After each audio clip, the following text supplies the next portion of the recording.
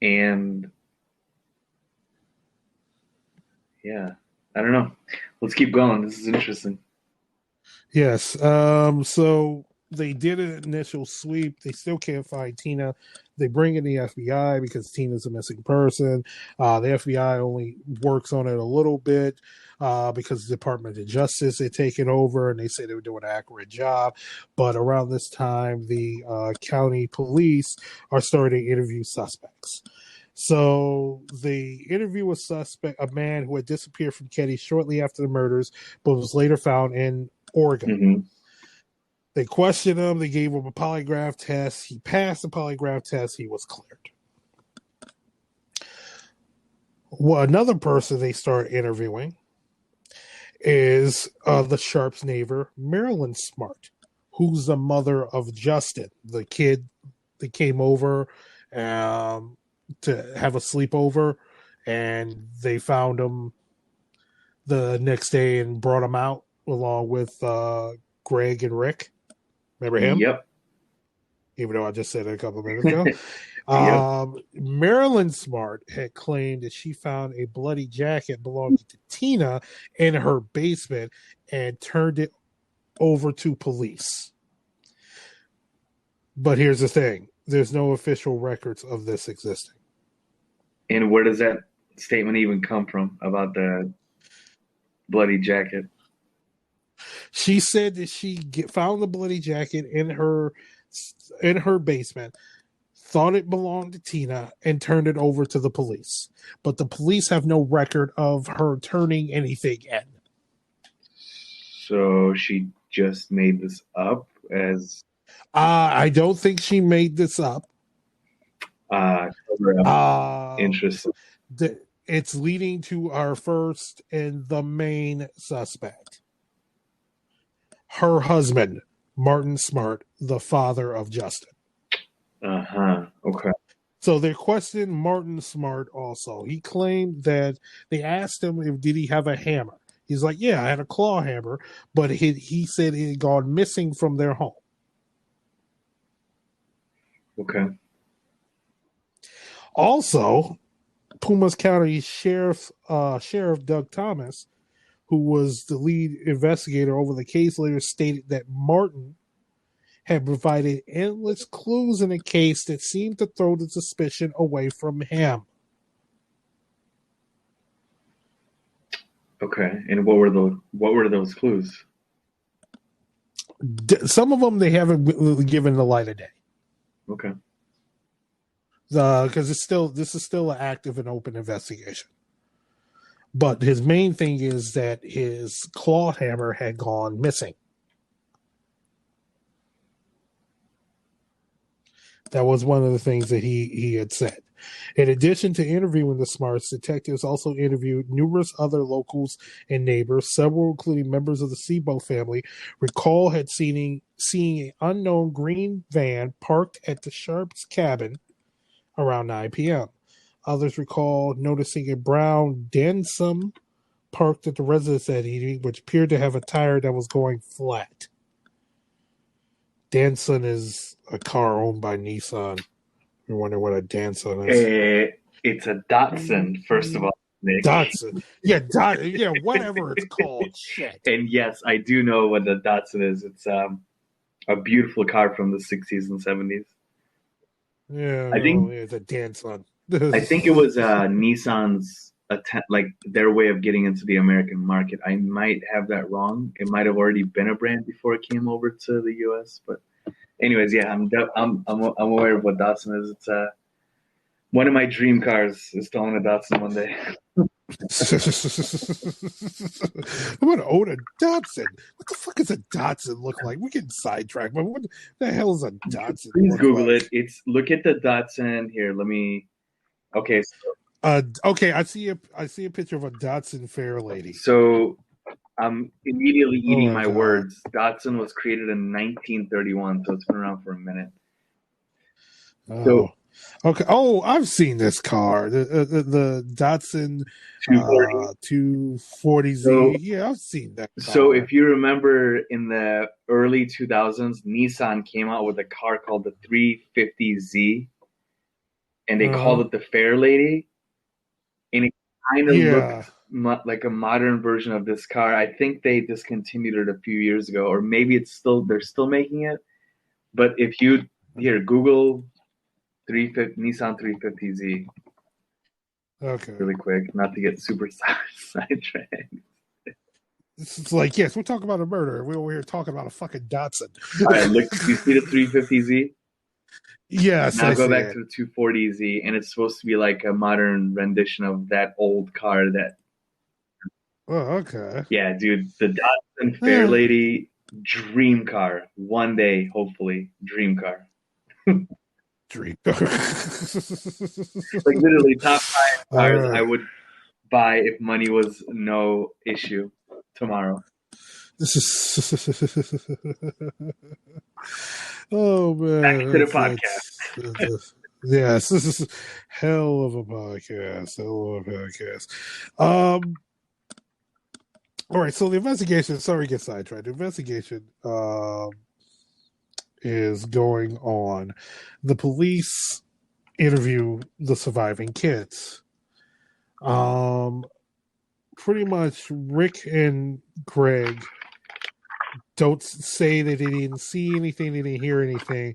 Justin also says the same thing, but then he tells a different story that he did see something. He gives conflicting stories that evening. Um, one of the stories he gives that he dreamt details of the murder. So he later claimed to have actually. Then he later claimed to actually witness them. Under hypnosis, he claimed to have heard sounds coming from the living room while watching television in a bedroom with Rick and Greg. Investigating these sounds, he said he saw Sue with two men, one with a short mustache and short hair, the other clean shaving with long hair, both wearing glasses. According to Justin, John and Dana then entered the home and began heatedly arguing with the men. A fight ensued in which Tina entered the room and was taken out of the cabin back door by one of the men. Based on Justin's descriptions, composite sketches of the two unknown men were produced by a forensic artist, Harlan Amby. In press conferences accompanying the sketches, the suspects were described as being in their late 20s to early 30s. One stood between 5'11" to 6'2". Dark, tall, with dark blonde hair, and the other man stood between 5'6" and 5'10" with black grease hair, both wearing gold framed sunglasses. Okay.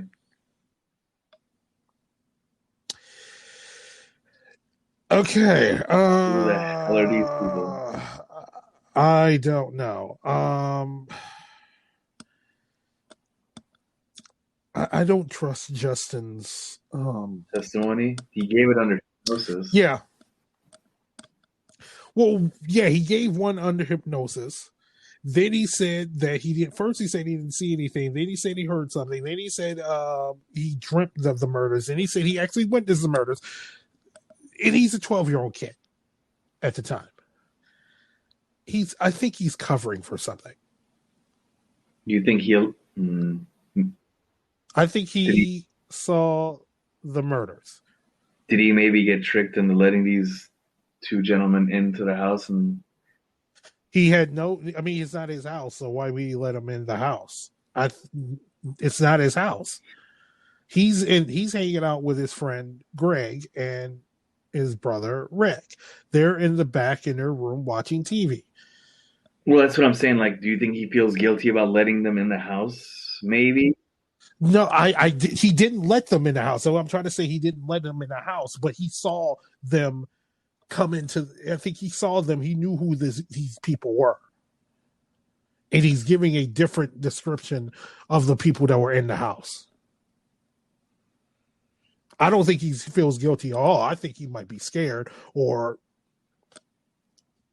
he the person that was in the house and possibly committed these murders, he knows very intimately. Yeah, I don't suspect that he's complicit in the murder in the sense that like Right. he was involved with the murder, but But then again, like a 12-year-old boy, can you call that conflicting stories? Maybe he's just in shock. Just You don't say, if you're in shock, you don't say anything. I mean, okay, I can see, yeah, like you're in shock. You don't know how people are going to react, but you're saying all these stories. You're telling them one thing, you're telling them another thing, you're telling them this, you're telling them this, you're telling them this, you're telling them this, and they're all radically different from the one before. yeah, I mean that's I don't know. That's I don't know. I don't know. I just have a hard time believing the 12-year-old is like lying intentionally, but maybe. I don't know if he's lying intentionally. I think he kind of is. I think he kind of is. There was also rumors that this crime was being ritualistic or motivated by drugs, which was dismissed by the Puma County Sheriff Doug Thomas, who also stated that the murders there was no drug paraphernalia or illegal drugs that were found in the home. Dana McMullen, a family acquaintance, later told investigators that Carla McMullen said Dana McMullen. Carla McMullen, a family acquaintance, had told detectives that Dana Wingate had recently stolen an unknown quantity of LSD from a local drug dealer and was unable to she was unable to provide proof of this claim. They went down a whole list of people who possibly did it. They even ruled out the serial killers Henry Lee Lucas and Otis Toole because they thought maybe they might have get there, but they ruled them out immediately. Okay. And still during this time, Tina is nowhere to be found. They still haven't found Tina. Thoughts? None. I mean, not none, but like, let's keep going because I don't know. All we have to go off of is the account of a 12-year-old. So, and his motives are questionable at worst and questionable at best, suspect at worst. So, let's keep going. What happened to Tina? All right. Well, Tina was gone off the face of the earth. I mean, she was just, they could not find her. Like I said before, the Federal Bureau of Investigation, FBI, was on the case, but then in April of 1981, they backed off because they let the Department of Justice take over, and they said they were doing a adequate job, and the FBI presence was unnecessary. They had, along with the county sheriff, the state police, state investigators, they had searched 5-mile grid, focusing around the cabin, with police canines, you name it, volunteers, you name it, but there was nothing. They could not find her. Okay. So, and also that the case had went cold during that time. They had no witnesses. They had no real suspects they could nail it down to. That was it. But then in April 22nd, 1984, which was 3 years and 11 days after the murders, a bottle collector had discovered a cranium portion of a human skull and part of a mandible at Camp 18 near Feathers Falls in neighboring Butte County, which is around 100 miles from Keddie. So they found this skull and the mandible. So this bottle collector. So they send the police out and they start combing the area, and they find um, more bone.